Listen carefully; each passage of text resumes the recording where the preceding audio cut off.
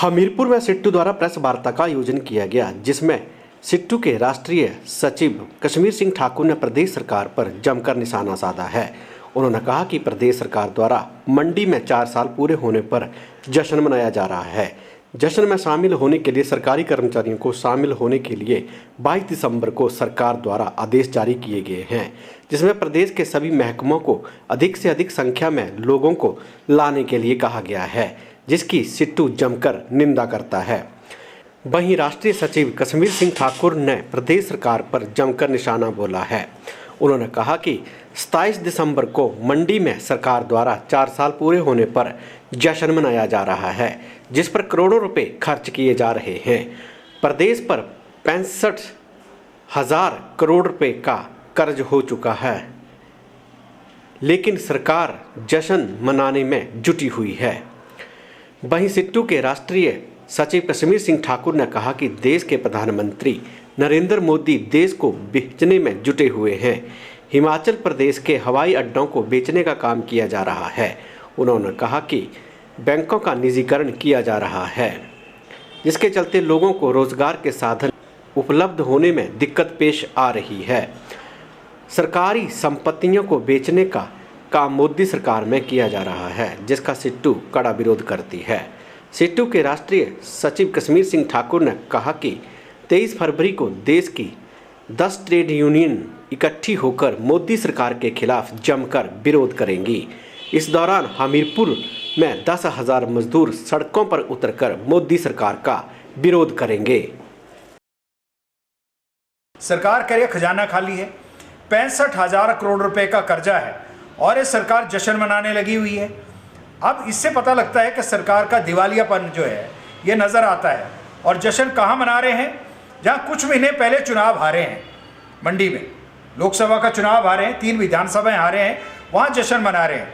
तो इससे जाहिर होता है कि 40,000 लोगों का कोटा जो सरकारी कर्मचारियों को ला रहे हैं, आज तक ऐसा कभी नहीं हुआ।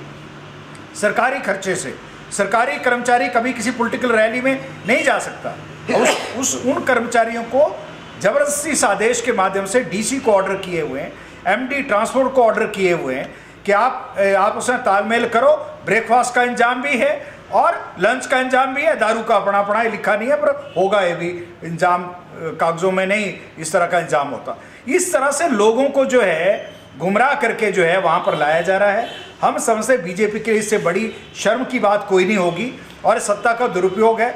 सरकारी खजाने को खाली किया जा रहा है और जब कर्मचारी बोलते हैं ओल्ड पेंशन स्कीम दो, वो कहते हैं खजाना खाली है। जब डेली वेज वर्कर बोलता है पक्का करो, आउटसोर्स वर्कर बोलता है पक्का करो, तब कहते हैं खजाना खाली है। सरकारी जो महकमों के अंदर पद खाली हैं, तब कहते हैं खजाना खाली है। अब ये लुटाया जा रहा है। हवाई जहाज में मुख्यमंत्री को घूमने के लिए पैसा है, नया हेलीकॉप्टर ले आए, 5 लाख रुपया कहते हैं उसका 1 घंटे का खर्चा है। मुख्यमंत्री उसमें मजे ले रहा है, मंत्री मजे ले रहे हैं। और जो सरकार है, यह सरकार जो है बैंकरप्ट हो चुकी है एक तरह से। इस सरकार को सत्ता में रहने का कोई अधिकार नहीं है। और जो प्रधानमंत्री यहाँ आ रहे हैं, हम कह रहे हैं ये देश को बेच रहा है आदमी।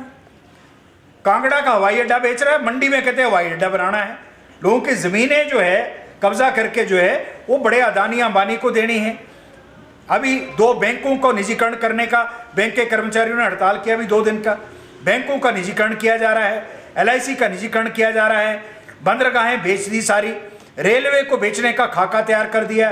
5,000 मेगावाट बिजली के प्रोजेक्ट जो हैं NHPC और NTPC के, उनको बेचा जा रहा है। पूरा देश को नीलामी पर लगा दिया इस आदमी ने। और जो 70 साल में इस देश में बनाया था, उस देश को बेचने का काम जो है अदानी अंबानी इन सबको किया जा रहा है। इसलिए जो है हम समझते हैं कि ये सरकार श्रम कानून बदल दिए, सारे मजदूरों के हाथ पैर बांध दिए और ये सरकार जो है एकदम भी सत्ता में रहने के काबिल नहीं है। इसलिए CI2 ने और 10 केंद्रीय ट्रेड यूनियन ने फैसला किया है कि 23-24 फरवरी को 2 दिन की हड़ताल करेंगे। हमने आज यहाँ C2 की जिला कमेटी में भी हमीरपुर में फैसला किया, मंडी में भी आज मीटिंग हो रहा है। हमीरपुर में 10,000 के करीब मजदूर जो है 23 फरवरी को विरोध प्रदर्शन करेंगे, हड़ताल करेंगे।